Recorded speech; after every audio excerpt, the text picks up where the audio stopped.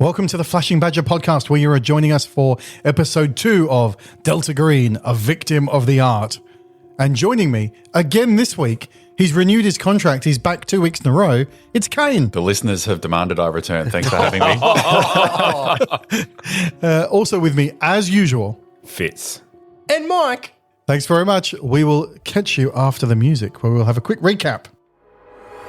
Flashing Badger, Flashing Badger, alright. Flashing Badger. Last episode, the trio of intrepid investigators arrived in the town of Glenridge, Long Island, after the third murder by a alleged serial killer has taken place in the town. Firstly, Carl Moretti, a family dentist. His body was discovered nearby park with head and spine missing. Head was located a short distance away. Secondly, Vanessa Hatvan, local librarian, found up a tree, spine missing.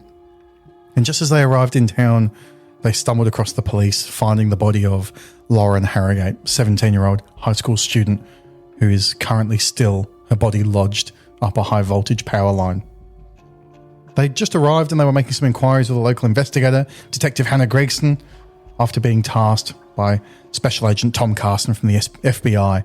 Obviously, they're there under the cover of being from the behavioural unit, but they are, in fact, representing the interests of Delta Green, the program, to establish if anything occult or supernatural is occurring here. What name have the media given to this serial killer again? The Glenridge Chiropractor. So I think it's brilliant. So we join back in. Dr. Richard Murphy, Kane. Yes. You were just going to go up and speak to Mr. Williams, who had discovered this body up the tree there. Meanwhile, Abby, played by Fitz, and Henry, played by Mike, you guys were talking about doing a quick search before the police search took place to see if you could find anything. Is that right? Yeah, we were going to scour the area. Henry made a good point to us, is that if there's anything that the company or the organisation or the program might want to squirrel away or remove first, it was a good idea, so that's what we're going to try and do. So that's going to probably take an hour or so for you to do a decent-sized footprint around the base of the tower. So while that's going on, I'm going to cut across to Dr. Murphy. And I'm much the same, so I want to speak to the jogger here, but it's clear that if he's seen anything that is untoward, that I don't want the local investigators to know about it, my job is to somehow contaminate his memory or, convince him that he might have imagined it, because we're really trying to put out spot fires here before the proper police come speak to him. And you're a neurologist, so presumably you could do some kind of targeted brain damage. It's a Jedi mind trick. You learn it at med school. I mean, You wink your eyes in a certain pattern. Yeah, makes him go catatonic. And from what I understand from Facebook, neurology is a pseudoscience based on crystals and phrenology It's certainly and more stuff art like that. than science. Yeah, that's right. what does Dr. Spichemin say in 30 Rock? He's like, see, the thing is, nobody really knows where the heart is. No two people are the same. Just the same with the brain. Yep. Yeah. Absolutely. It's You'll be all like to black the jogger, now can I just cut into the base of your skull here? Yeah. Victim number 4. Great. So you approach him, and this is Glenn Williams. He's sat down. He's like in his mid-40s. He's wearing shorts, and he's got like quite a fitted top on, which has got sponsors all over it. But he's clearly not in the shape of a professional runner. And he sat down, and he looks really despondent and really sad as you approach him. And he kind of raises his head as you get within a few steps of him. Your boots crunching on the gravel there. Hi, nice to meet you. I'm sorry it's under such trying circumstances. My name's Dr. Richard Murphy. I'm from the FBI, and I've come to speak to you today. Oh, the FBI. Yeah, correct. Yeah, we're taking this very serious. This is a criminal minds kind of thing. Yeah, it's like that. Yeah. Yep. I just found I always run this way, and as long as the coyotes don't bother you, it's pretty good out here. I don't know if we get coyotes in Long Island, but we might. I was just about to go, I'm not sure of it. As he's sucking on an energy gel. The Timberwolves, I'm not sure. Yeah. Some local animal, as long as you care. Since the polar bears moved here, nature's gone wild. It's right, but enough about sports teams. So he looks pretty upset, and he's clearly shaking. And I'm a physician first, so I just naturally sympathise with this guy. I'm here to help. I don't like seeing someone so distressed. So what's your assessment when you look at him? with your medical background? He's in shock. He's at high risk of developing extended trauma, as from what he's seen. I have an interest in psychology as well, and I can tell that this is going to be a long path of recovery for him. And what we say and do to him in these immediate moments is really going to shape his outcomes here. So I'm mindful of that when I'm talking to him, but my core function here is to find out if there's anything absolutely untoward that he's seen and to get that from him. So your doctor side and your Delta Green side are potentially going to come into conflict here. Absolutely. Okay. Yep, it's going to be a challenge. So he's very upset. He says, look, I was running and I saw this, like, just near the edge of the sand there, this puddle spreading out. And at first I thought it was oil. But then once I got my torch on it, it was just all this blood. And what did you look at after that? What did you think when you saw it? Well, I saw it. I couldn't work out where it had come from. First I thought maybe I was bleeding or something. And I looked up and I saw it all coming down the pylon from above. I could see, once I looked up with my headlamp on, I could see that shape up there. And someone said it's that girl, the little girl that's gone missing. We're thinking potentially. We haven't identified her yet. Have you told anyone else yet about what you've seen other than the police that are here? No, all I did was I just called 911 on my phone, and they came down straight away. But they kind of just sat me here and told me to wait. But I don't know who could have done this. I didn't see anyone, and I didn't see like any cars or anything. It's always dead quiet out here. I just start up really early, and I'm always here every day. And who else have you told about this, and who knows that you're here at the moment? I haven't. I just texted my wife to say I was going to be late, but I haven't said anything about what's happened. Okay, it's really important to us that you don't tell anyone else, and we'll think about. It's really important that we control the messaging that goes out. As you've probably rightly predicted, this is the missing 17-year-old girl. We believe that it is. And so it's critical for us to control the narrative around that and make sure that the family are informed at the appropriate time. So can you just do me a favor and make sure that you don't text anyone or call anyone? I always use an app to log my run. Should I still log that? Look, it's still going. My average speed has dropped. Yeah. Look, what I would do is maybe just discard that workout, discard this run now, because like you said, your average speed has dropped. You're clearly a man who... I'm not going to close my rings today. That's going to really upset my achievements. Yeah. Gordon's done so much research. He's a man who has never done exercise in his life. This was the hard way. Close your rings. So yeah, if you could just go into which fitness app do you use, sir? Yeah. What's it called again? Listen, Kane, if you want to come back, you better stop pushing me. The pettiest reason you never come back for episode 3. Yeah, unfortunately, Kane's character just died. Just body shaming Gordo passively aggressively. So I understand you want to close your rings here, but as I said, this is a protected scene, and I assume you've not been involved in anything like this before, so it's really important that you trust me. No. And I don't mean running, I mean involved in a crime investigation. I'm a chartered accountant. I don't do this. So I'll encourage you to cancel your run and delete all the GPS coordinates that show you here. Okay, I can do that. So we've established that you've not told anyone else what you've seen and where you are, and just told your wife that you're going to be late. What's your wife's name again? Delilah. And what exactly did you say to Delilah? I just texted her. I can show you the text. And he holds up his phone. It literally says, hey, I'm going to be late. There's something going on here, but I'm all good. Okay. So I just make a note of Delilah, and we'll deal with that later if we need to, because that's just one spot fire that might need to be put out. I'm sorry to say. And I haven't. The doctor's planning the Black Ops hits. Like you said, he's taken this organisation and run with the it. The poor cop that was like taking her statement standing next to her is just bug-eyed. I was never here, man. Yeah.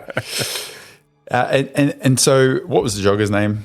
Glenn. Glenn, anything else that you've seen that you think might be relevant today? No, I don't ever see anything. Like, there were the normal cars on the highway and stuff, and I saw a few of the delivery trucks rolling into town, but I didn't see anyone stop near here. And you can see it from all the way from the edge of town down there. You can see this pylon. So I didn't see anything. It's pretty dark out, but.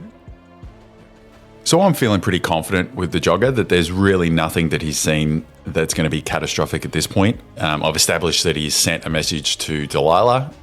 Could be a problem, but I'm pretty happy that the message was benign. There wasn't anything in that message that's too concerning. Do you have any questions of me, Glenn? Do I, will I have to go to court? Will I have to do a statement? Look, as the first witness who's seen this, the evidence that you give's quite critical. I don't envisage, though, that you or Delilah will need to go to court at any point. Okay, you're gonna stop this, right? You're gonna catch the guy?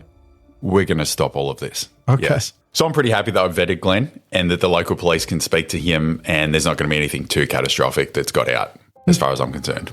So while that's happening, and between the approach and the conversation and all this, Henry and Abby, you've been searching, and you're searching quite, I presume Abby's leading this in quite a methodical sort of way around the base of the tower. And you find nothing. Notably nothing. You find no marks that could be from ladders or from climbing equipment. Looking at the base of the tower, you can see that that galvanized steel has got this consistent coating of dust on it. You can't see where anyone's climbed it or used any of those, those like hooks they used to climb power poles. You can't see any of that stuff. There's the only footprints. The footprints stop on like this side of the tower where the crime scene's gone up. And apart from your own tracks in and through, you can't see anything else. Abby, what's your experience like in terms of anything to do with the wilderness or surviving outdoors? So I do have a 30 survival stat. I've also got a 50 search stat, but obviously Great. nothing. Give me the search stat. I've rolled a 7 under 50. Fantastic. You find the killer. He's like a trapdoor spider. He's just buried himself. He pops out. He's stepping his head. You are confident looking at the animal tracks around here, looking at all the markings. You're confident that nothing's been scrubbed out. It's not like this ground has been cleaned. There are no marks. There are no tracks here. It doesn't look to you like any heavy vehicles or anything have been in. It's almost the evidence itself is that there is no evidence Yeah. of anyone even being here prior to the body, really. Definitely. So it's not, you're confident that you've searched this thoroughly and there is nothing to find. Yeah, okay. You found anything, Abby? I'm confident that there's nothing to find here. In fact, and I relay that to you. You know, there's no animal tracks, there's no vehicle tracks, there's no tire tracks, there's no ladder tracks, there's no drag marks for the body. If this body got here, it didn't come from the ground. I'm getting the same over here. Like where I've been searching, I've not found anything either. And we came in on Highway 31, and this is kind of built up around here still. And I cast my torch further out towards like the intersections and some of the buildings around. I'm now starting to think of security footage, like CCTV. Are there any like bigger businesses or something? Because this is a fairly large intersection where it's happened. Can I see something like that? So there's a few like strip shop. Apart from, this corner is obviously vacant for the tower. Like it's quite a big vacant area, but there's strip shops opposite. There's just your standard street front.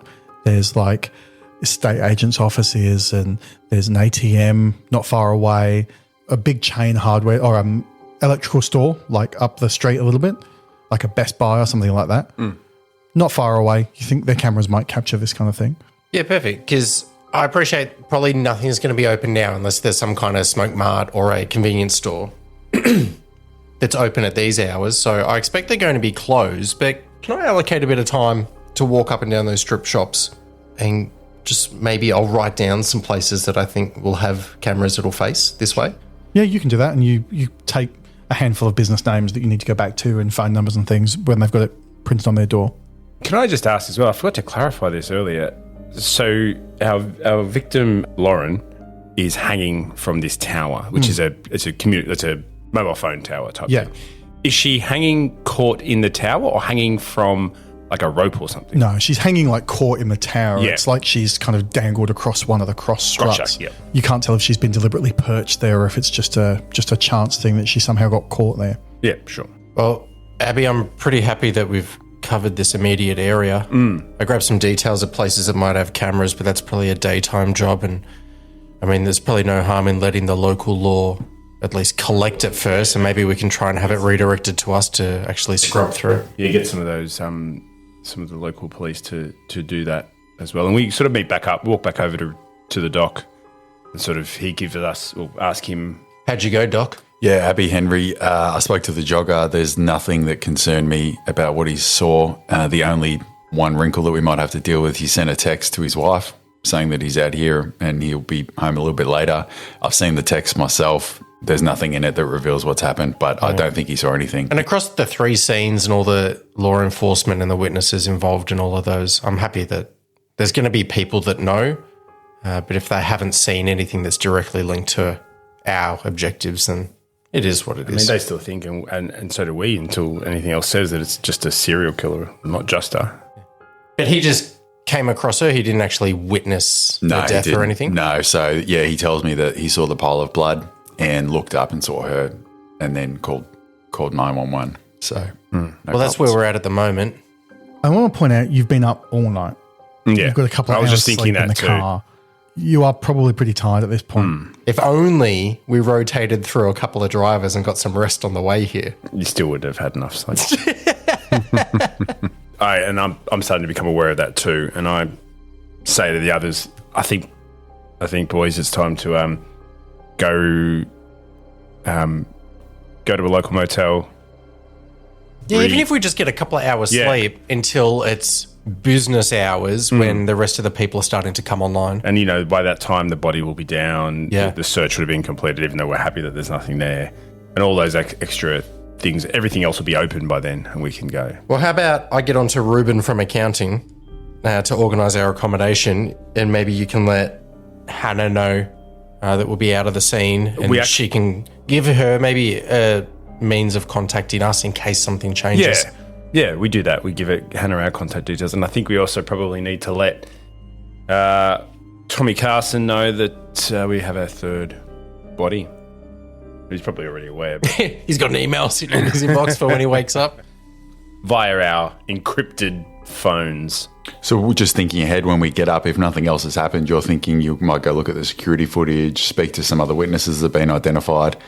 As a doctor, I'm interested in speaking to Doc Santorini, who did the autopsies. I'm And with he you might there. still have them on the slab. Yeah, I think I would assume, and maybe not, but I'm hoping that this is one of those towns where the police station and the coroner and all those places are In the big mega building. and the big law enforcement building type thing, and we can go there and get the investigation files and from the other murders, and we can speak to the medical examiner. Yeah. Only other thing we may want to consider is the mother, the next of kin, is at ED at the moment. ED's notoriously, you can probably sit there all night, and she may be sitting there until morning until some other physician comes to see her. But whether we roll the dice on that, because she may be gone by the time we wake in the morning. But that could be a morning job, and just one of us peels I off think to we do just that. Yep. Okay. Can I put a phone call into Ruben? Sure. Well, motel accommodation, stuff like that's standard. Don't you gloss over the accounting. There's even a bureaucracy stat on here. And it's terrible. Don't make me roll for the motel. If you want me to make you roll. 1 star. Whilst Ruben likes us to go through him, we never do. We just go get the hotels, Just book. rooms. I always forget invoices too. I'm sorry, Ruben. Get So a what's the- Do you guys want a receipt? Nah. I would have thought so. What's the motel you go to? This will be, so we're in Glenridge. Yep. It's got to be, so it's a motel. Yep. Glenridge Express Motel. Great. Part of a chain. Yeah. Yep. In Glenridge, there's 2 of them. Pretty much. There's Glenridge Express in California, anything like that?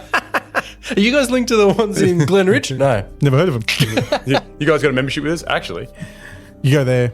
Is it 3 rooms or is it like rooms with double beds? How Please cheap give are you us going? 3 rooms. 3 rooms. Three It's rooms. 3 rooms. Well, I understand that the purse strings in the government these days are a bit tight, but we can afford 3 separate. 3 rooms. And I want a room with a big bed. Yeah. And because they think it's only one night. Yeah. So they're like, all right, 3 rooms. It'll end up being a week, and then all of a sudden we're cramped back in one.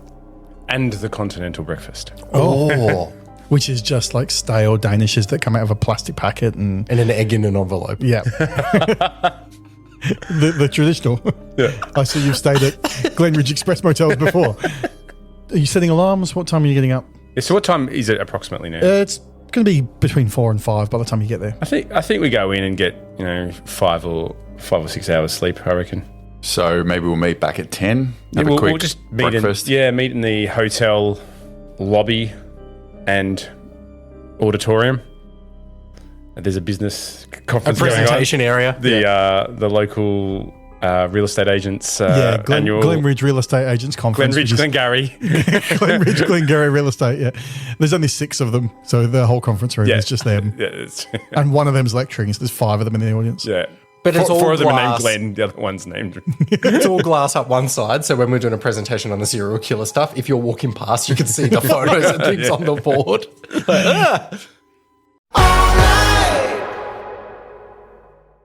God damn it, Norton. Get up and cover the flank. This creature's coming in and Davis needs more ammo for the 30 cal. I'm trying, Sean. I'm just so exhausted. It's Captain, goddammit. Sorry, Captain Sean. Here's the ammo, Davis. Jesus, Barnaby, are you okay? You look like you're about to have a heart attack. Just a little out of shape. Oh my God! Barnaby, man down! Your body is your best weapon in the fight against the forces of darkness. You don't want your mission compromised due to ill health, so take the battle to the great enemy, obesity, today with Delta Lean. Delta Lean is a complete meal replacement system comprising all your daily nutrients and vitamins as well as just a soupçon of amphetamines. Delta Lean will keep you going and going and going and going. Flashing badger. So you get up about 10 o'clock, Yeah. alarm set, do the thing, you get out the door, what, sort of 10:30-ish? Mm-hmm. Where's the stops? Where are you going? Morning, you two. How'd you sleep? Morning, boys. Yeah, fresh bit of wheat. Not And from like this. stretching her back out from being Yeah. cramped into a motel single bed. Absolutely, yeah. I'll Full level with extensions. you. I didn't sleep all that much. I started writing some things down and tried to get some ideas for today. Just listing out some priorities. I'm starting to warm up to these two because I've spent now 48 hours with them.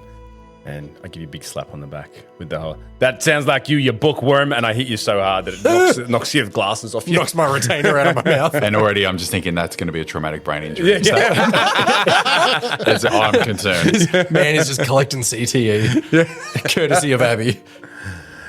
So I was thinking, next to kin is the mum, and she hasn't spoken to anyone yet, and that's probably beneficial to us, that maybe something so bad has happened, and we know she was a witness to her daughter's kidnapping. Maybe it needs to be one of us that she speaks to first. Yeah. Doc, you've mentioned that you want to go see Doc Santorini, Yeah. Learn about the 2 previous postmortems, the autopsies that have been done. and he might even have number 3 with him now, given the time that's passed. And you're thinking they're all going to be at the same hospital. Oh, as in the morgue will be at the hospital? Oh, Yeah. might be a fair It saves assumption. you having a delivery company. Just push them in the elevator shaft. Yeah. So that's 2 jobs that sort of come to mind as Well, a why don't we first head- up thing. why don't we What are head you there? thinking? Well, yeah, the only other thing I want to do is go and look at the investigation files for the other murders and see obviously how these are linked and what's been done on them so And far. we got CCTV. Yeah, any witnesses, anything else. But your one is a good one. I appreciate the time about so I'm happy to go to the morgue, the hospital. Well, do we want to split? I think there's going to be a county medical examiner's office that's separate to the hospital. Okay. So they go from the morgue, but then off to off-site for proper exam. And is How that near about the police I station? tackle- Sure it is. Yeah, it's next door, isn't it? It is. It is. There you go. What are your thoughts on me going to ED? Doc goes to the medical office.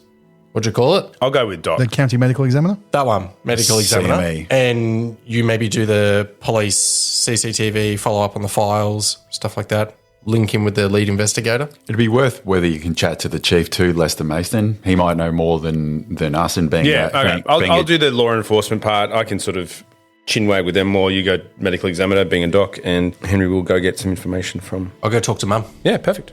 Okay. Well, I might start with you, Henry. Uh-oh. So you get About time we kill off a character.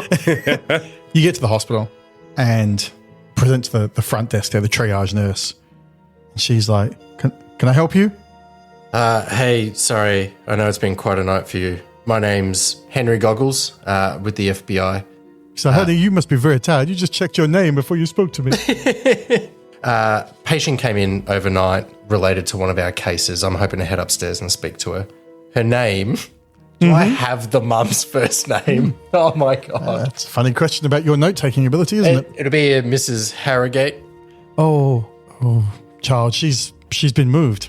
Yeah, I thought she might be. Apologies for my delay in getting here. Whereabouts has she been moved to? She's already made her way. The family overnight had already chipped in for her to go straight to the Swansea Psychiatric Institute. Thought they might. I thought you were going to be like, she's already down to the chief medical examiner's office. I'm like, no. Okay, so she's off to Swansea? Correct. Yeah, that's up near Montauk. You know, it's about an hour and a half from here. Yeah, perfect. Rather than peeling off there, yeah, I appreciate that she's been moved off. Would there happen to be a staff member that I could chat to and maybe, like, it's going to be a big drive for me to get up there. Maybe I can get some information from a treating physician or someone. Yeah, she puts you through to one of the nurses from night shift who's still on now, and you have a brief. Hey, I'm Henry. Hello. Can I help you?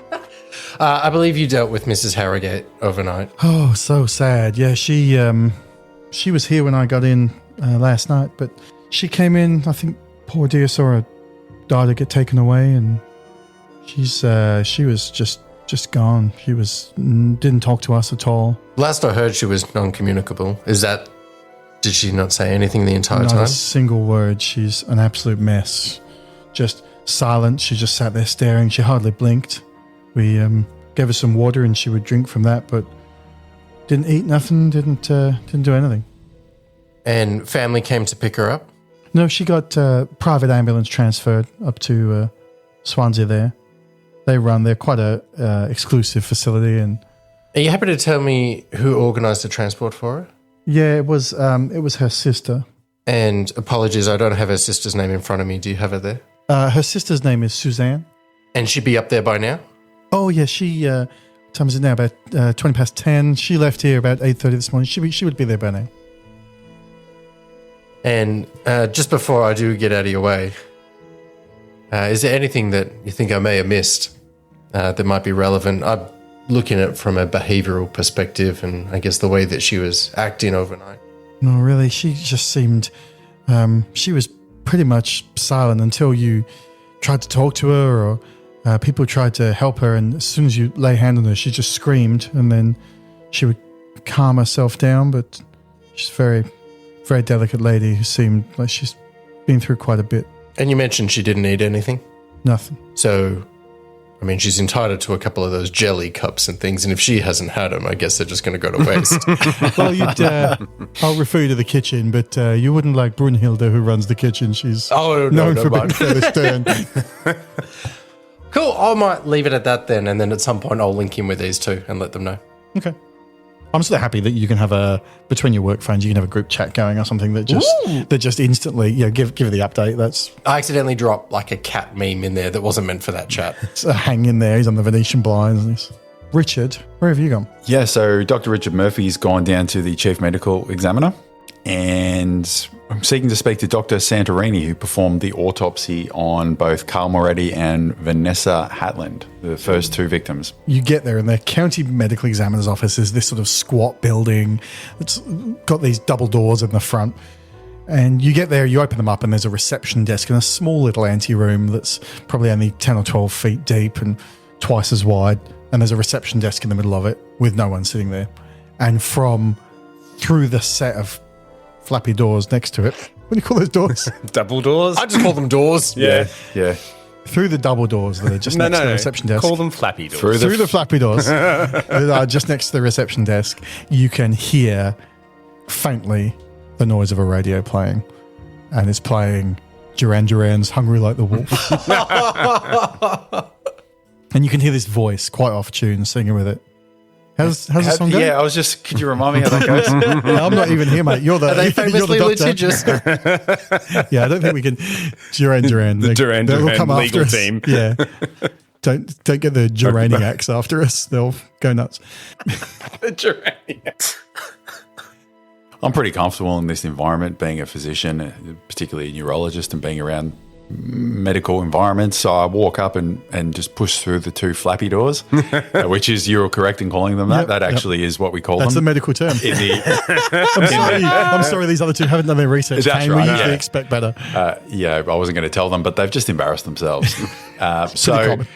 enter through the flappy doors, walk into the room and look. And what do I see?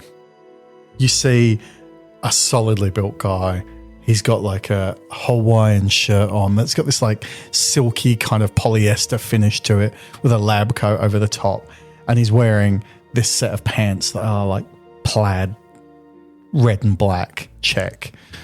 They're horrible. And he has a set of glasses propped up on top of his head that are quite like pinkish color frames, popped in this mop of like strawberry blonde hair with grey shooting through the temples. It's quite wavy. And he is like jiving. And he's got one of those little magnifying headsets on as there is this torn open corpse on the table in front of him. And he's singing along as he's using a set of forceps to sort of open up a section of a wound. To me, that's clearly a pathologist. They're always a bit eccentric. I've been around them long enough. So I just say, excuse me, Dr. Santorini? No, sneak up. Yeah, while he's doing an autopsy. And he turns around and he's like, well, hey, hungry like the... Can I help you? Hi, Dr. Richard Murphy here from the FBI. Oh. And he like snaps out a salute. Like, hello, nice to, and he then notices he's like put blood on his forehead where he's touched it. He's like, oh, excuse me. And he throws out the elbow for an elbow bump. Yeah, which we're in 2017 now. So that's really going to take off in 2020 when the pandemic hits. This is the first time I've seen it. This is doctor things. Have you not watched? He's gloved up. Have you watched the 1996 ER episodes? When amateur. When he flicks off his hard salute, a bit of blood just goes straight onto your face. Like, yeah, it's so we're bonded straight away. Dr. Santorini, is it? Yes, and Dr. Murphy, and he gives you a little. He does the like prayer hands and does a little bow to you. He says, "Nice to see you. I don't get many visitors in here. Sorry. And let me turn this down." He like smears blood on the radio knob as he turns it down. Thanks for seeing me today. I'm here. I understand you performed both post-mortem examinations on the two previous victims of this incident that's happening in your town, Carl Moretti and Vanessa Hatland. I hope to speak to you about that. The chiropractor. killer. Yeah. He will give you a fatal adjustment. Says yes. Yeah, look, nasty business. A bit unusual for us up here. We get lots of the old folks from their heart attacks and the occasional young man who thinks he can swim a little bit better than he can, but certainly an unusual one for me. Been some years since I've seen one like that. What was some of the things? I wonder whether I can have access to your notes. Have you done your pathology report yet? Absolutely. Because in fact, I'm just finishing up on this one here, and he pokes the back of what is clearly Lauren from the power pole with his forceps. He says, just finishing up with this, my latest young client here. Now, where did I put my pen? I'll give you the summary, but incredibly serious wounds. All three of them, spine, in a way I've never seen. Every major muscle group along the back severed. Some of those muscle groups, for example, the lateral dorsal. Yep. They're all done. He's doing his gym muscles. They're all torn up. See, I thought that was a fin on the back of a dolphin. At first, we thought the wounds were made by like a tree limb cutter. You know, it's almost like a crush injury. But I don't know. There's all around the body, there's these serrated markings. It's like someone's beaten them with a hacksaw or a bear trap. I was a little confused as to what could have caused it. When the first one happened, what's his name? Janice, what's the name of the teeth man? His name was Carl Moretti, the dentist. But because the front desk was unmanned, no one answers it. You set me up. That's staying in. He says, anyway, Janice has gone down to the diner. The dentist man, he said, when he came through, we called up the Museum of Natural History up in New York and sent them some pictures, see if they could match it up to some kind of cougar or timber wolf or coyote, as we may or may not get around these parts. And they couldn't match them to anything.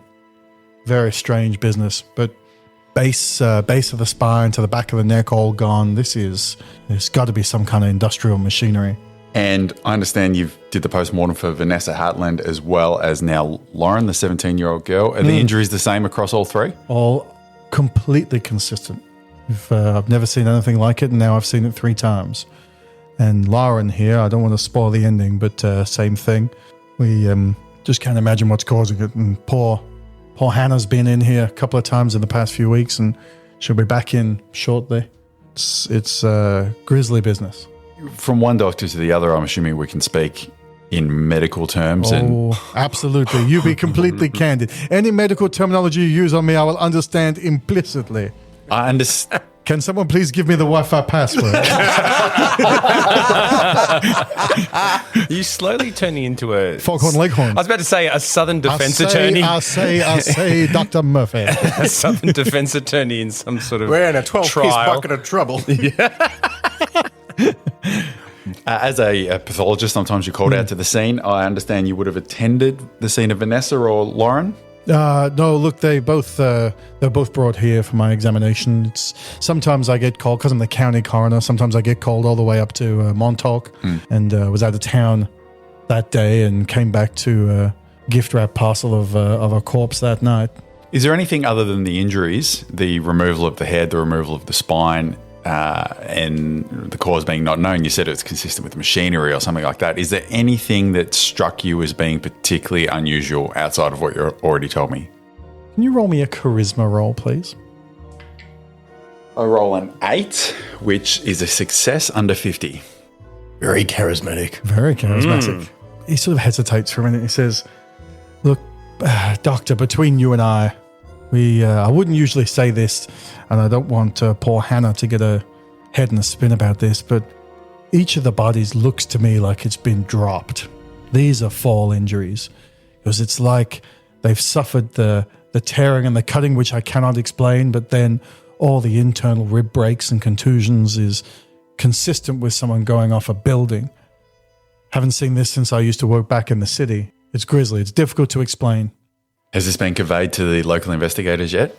It's mentioned in my report, but obviously it appears that the death occurred before the drop. So it's not there as a primary cause of death, but it's mentioned as part of my examination. I'm wondering because the 17-year-old girl, Lauren, was fixed up high on a tower. Yeah, it looks like someone dropped her onto a cross-section of T-bar. She's got a big section of break and tearing across where the struts lined up. If you look at the crime scene photos when the tall lift machine rescued her, The scissor lift? the tall thing. I'm not a engineer. So, while this might sound I'm a a little... doctor, not an engineer. God damn it! Just the way you say it, and it zooms out, and you're clearly in the coroner's office. It's like, I'm not an engineer. So, I appreciate, Doctor, that, one medical professional talking to another, this is going to sound unusual, but we explore all hypotheses. Are you saying that it sounds like she fell from some height onto the tower? I'm not sure I'd stand up and swear it in court, but if you ask me, that's what I'd say it looks like. Yes, indeed. Okay, and how many people has this been conveyed to? At the moment, it's in my report that's gone to the police, but apart from that, I don't make much small talk about the nature of my work with my family or with my friends. And has this report been handed just to one specific police officer or sent to the it's been department? sent through the usual channel, so it would have gone to the chief, who usually sends it out to the detectives. Okay, so already I'm starting to think this is a concern because this is obviously very unusual and I just want to mitigate where this report's gone, but here we are. It's already gone out. All right, Dr. Santorini, anything else that I've missed that you think might be relevant? So he hands over copies of the autopsy reports, which I will give you a physical handout for because I'm caring like that. Thank you, Dr. Santorini. I'm wondering whether the bodies are still here or have they been taken to the funeral home?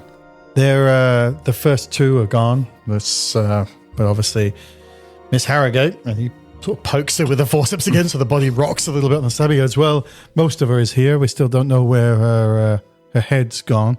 Would you mind if I, once you're finished, have a look at Miss Harrogate's body? Oh, to have a colleague examine, it would be a thrill for me. Usually I work here alone, apart from the vocal stylings of Duran Duran, of course. He goes, there's gloves on the side cannon, if you want to use them. I don't mind. I don't mind. So I get She's out. not going to get an infection. So I get out my notebook and I'm standing over the body of Miss Harrogate and I conduct my initial appraisal Great. of what I'm looking at. Seeing it under the cold fluorescent light of day, I'm going to have you roll another sanity check for me. I've rolled a 39, which is a success under now 69. Wonderful. I think you're comfortable enough that you've seen this, even though it's more in detail. You've seen the crime scene photos. I'm pretty comfortable this doesn't have an adverse effect on you at the moment. So do a medicine roll for me, and let's decide how thorough your examination is going to be. Are you virtually retracing your steps, or is there something specific you're looking for? No, I've got given my background, going through med school, there's a very specific way that we process a body and examine a body. And so I'm going to follow those steps and go through top to bottom. So I roll, which is a 64, which for medicine is a success, capped at 80. So Dr. Santorini sort of stands next to you as he's guiding you, as you're going through your checklist. He's following the same sort of checklist you are as well. So you see here at the upper neck muscles and the shoulders and the arms, and he works his way down. And you sort of work your way along each limb, and he lifts up. As you lift up and start examining the hand, you notice under the fingernails a grey substance. And you sort of cast a look at him. And he says, "Oh, yes. That is of interest. All three have had something there, but at the moment, I'll be damned if we know what it is. We've sent samples off to the labs." Yeah, whereabouts have these samples been sent to, Dr. Santorini? Yeah, so we've sent a sample up to the Smithtown office. There's some samples being kept there. They're keeping the control sample, and we've sent the expendable sample for testing to your laboratory there at the FBI. I'm wondering whether I can help by fast tracking some checks. I wonder if I might be able to take another sample here and see if I can get any results back for you quicker. We have access to different sorts of resources. Maybe I can help here. Well, that would be fantastic. I'll pass you on and gives you the kit, the little sealable tube and the scrapey thing to get from under the fingernails. And sure enough, I'm happy you can take a sample of that if you want to. Yep. So I do that. I lift up the hand of the girl. I take some fingernail scrapings, put it into the kit and pocket it to take with me. You'll forgive me a degree of professional interest in this. I don't often see things. I would really appreciate if you would keep me involved and keep me in the loop as to what you might find. This is some fascinating business here. Fascinating. Yeah, and look, you've done great work, and I think it's going to be really helpful. So thank you for your time. And thank you for. It's always a pleasure to meet a colleague. And where are you practicing at the moment? Back in Washington. Washington. Where I reside. But I was called out for this. Wow, fantastic. Do you know the president?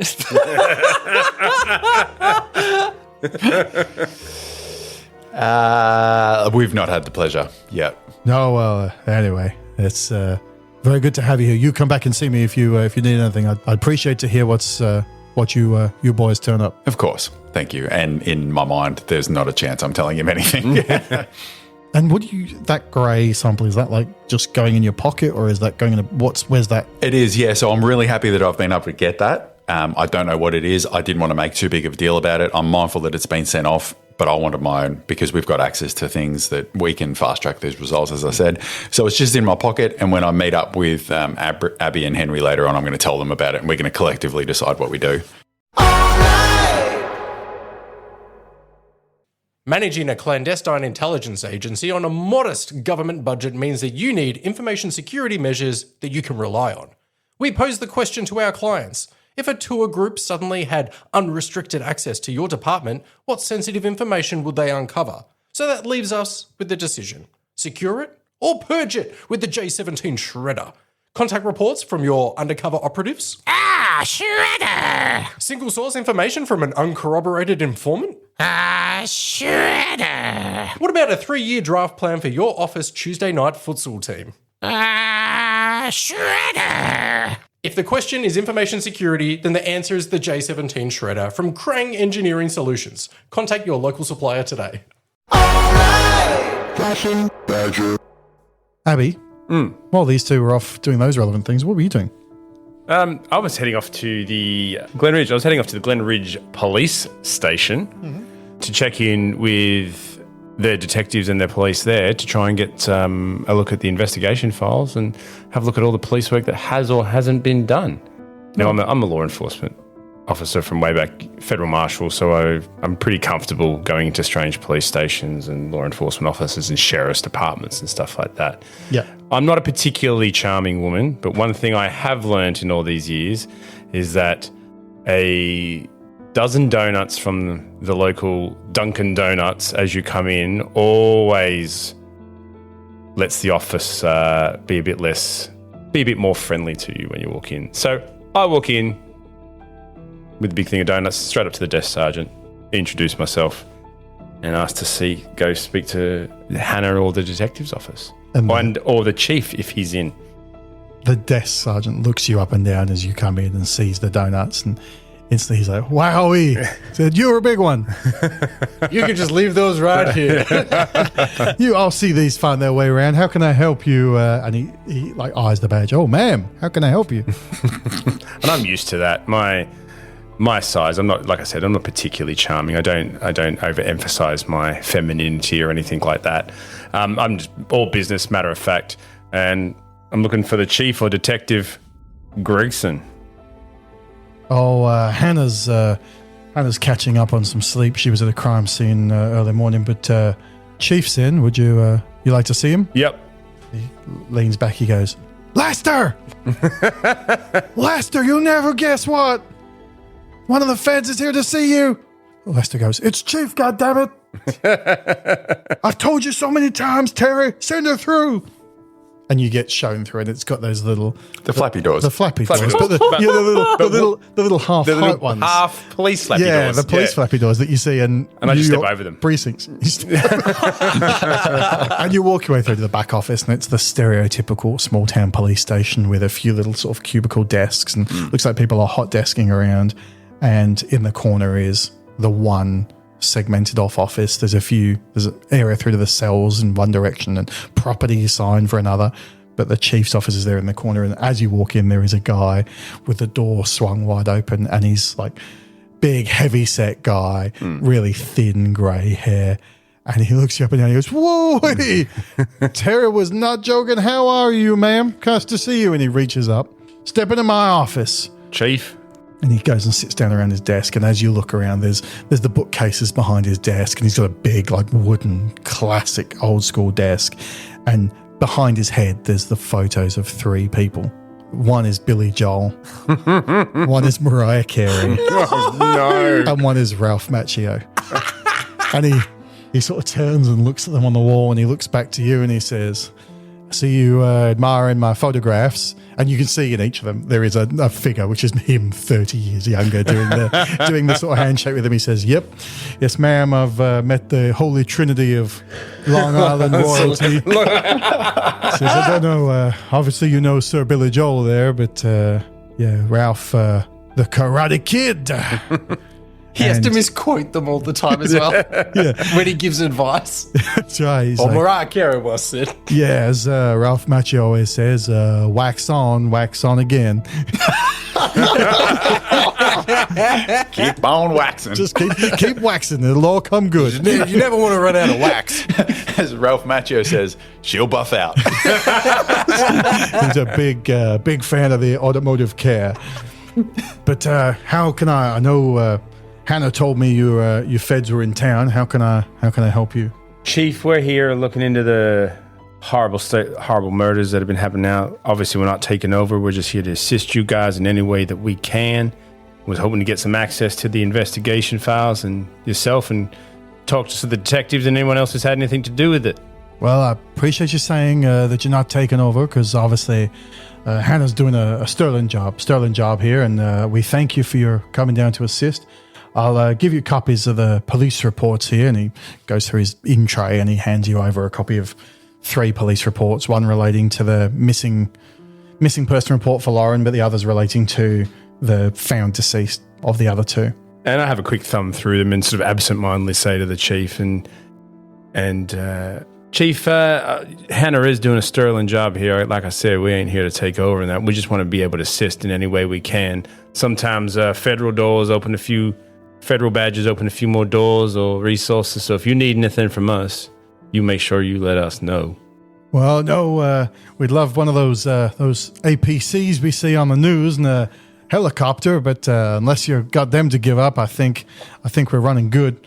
We're struggling. I have to say we're struggling. We don't see cases like this, and it's been a heavy load for all of us to carry, but we just want we don't want anyone else to be in danger. We want to keep our people safe. And I look up at the celebrities, the Long Island celebrity mezzanine he's got up there. Chief, you seem to know everyone around here. Were any of these victims linked in any way that you could tell? Well, the dentist, Mr. Moretti, he's linked to just about everyone in town. He's the main man unless you go up to the city to get your veneers done. But apart from that, he sees pretty much everyone there. We've tried to ask around at the school, but a lot of the kids from school go up to the library all the time, so they would all have known the librarian up there, Miss Hatfin, but not a real social creature. I don't think anyone would have known her outside of her workplace. Where do you think Miss Hatfin disappeared from? Was it her work or her home? Well, she swiped out of her work, and then just never appeared until that body up in the tree. And I tell you, when the sun rises and there's a lady's body a dozen meters up a tree, it's pretty surprising for people. Yeah. And then there's the small matter of the head, which we still haven't found. Thorough search conducted for the head, Chief, up the tree. Every one of my boys was out there searching. Every single one. We haven't found nothing. I don't know if some sick son of a bitch is keeping the heads, but if it's there to be found, we sure as heck haven't found it. Pardon my French. No, Chief, I'd be swearing a heck of a lot more if I was you and this would happen in my town. All right, thanks for the reports there, Chief. Anything else unusual happening in town? Any other wild reports of anybody else, suspicious behavior, wild, odd things happening? No, this isn't some hick town, but we do find out when people are coming through. There's not that many places to stay, and it's a pretty quiet place mostly. People are good people here. Yeah. Ever had anything like this ever happen in your whole history? My God, no. I've been working police force 35 years, man and boy, and nothing like this. Hell of a thing. But I got Hannah's my best. She's on it. She's done 15 years in the job. Other boys, Detective Bureau they're some are a little green, but we run out of doors to knock on, you know? No worries. And I've sort of assessed now that I think I've got the most I'm going to get from the Chief. And I sort of stand up to make my way out and I say, well, thank you for your hospitality, Chief. If you need anything, and I give him my number. You just give us a holler. I might head out and chat with a few of your troops and be on my way.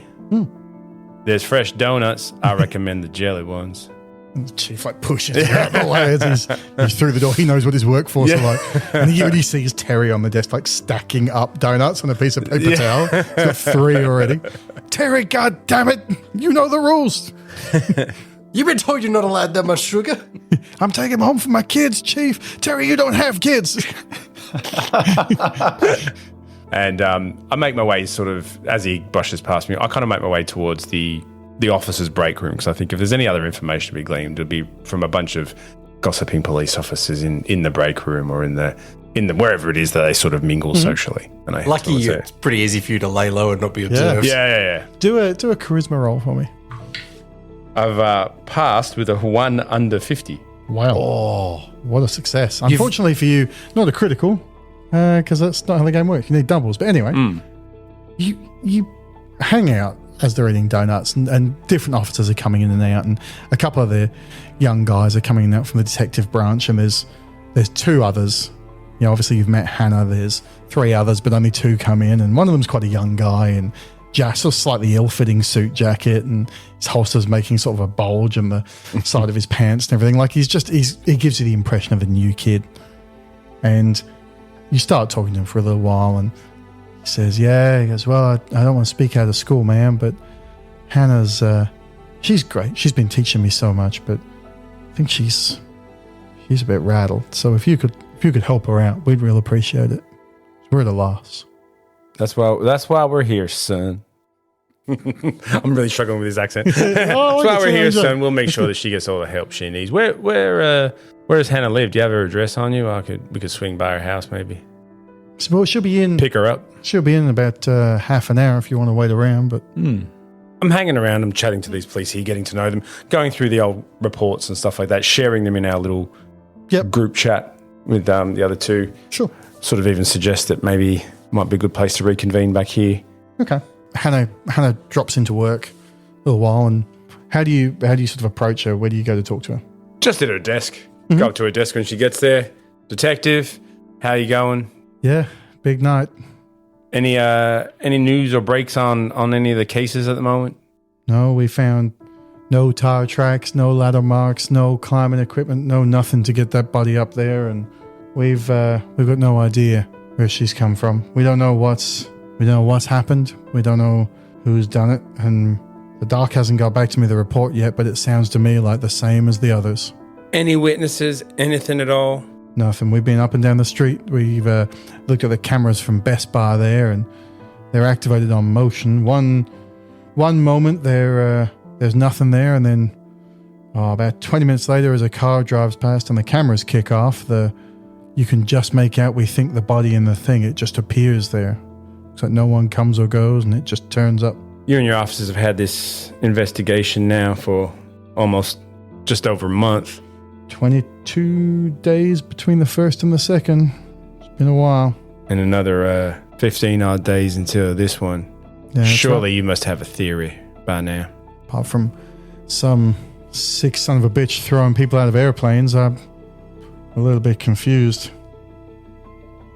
These injuries, I don't know I've never seen anything like it. It's more like some of the industrial accidents I've been to than a murder. And don't know how they're getting where they are or why they're being thrown up high.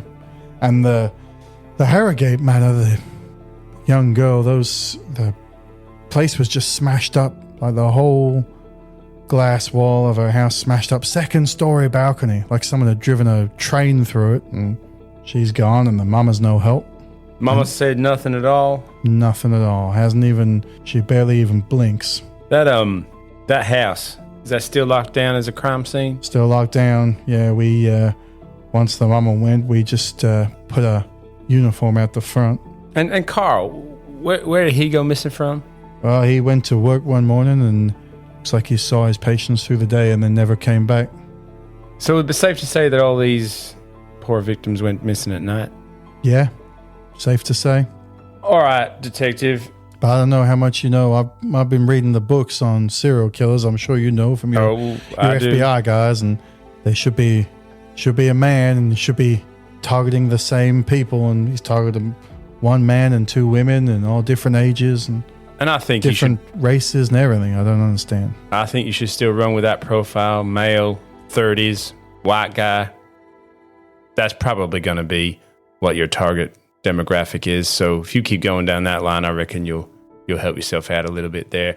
But look, thank you very much, detective. Here's our card if you need anything. If there's anything else you need from us, you just give me a call straight away. We'll be able to help you out here. And in fact, if you come across any new bit of evidence, you should let us know immediately.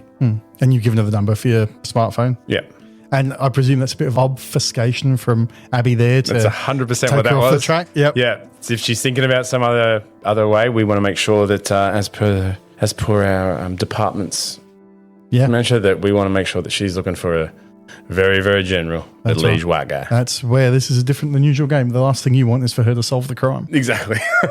Okay, brilliant. So she's given you a copy of those police reports. I'll hand them over to you now. You can have a read before next week, because it looks like we're at the end of the episode. Before we finish up, are there any plans? What's your plan going I forward? am baffled by this mystery. I'm looking forward to the three of us coming together, yeah. and then brainstorming, because I've taken a couple of notes on my theories. Mm-hmm. But we're episode 2. We got time. We got time, baby. Your time. Gordon's holding out some info.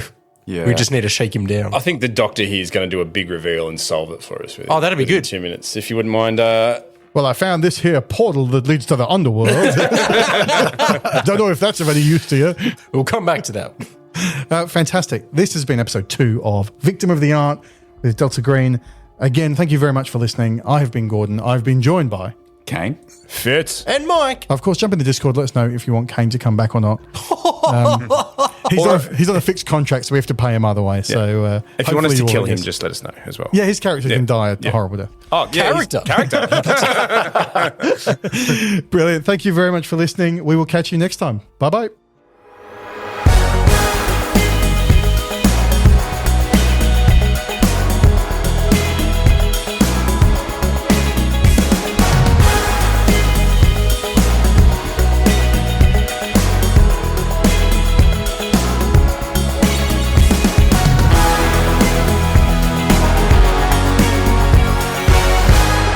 Flashing Badger.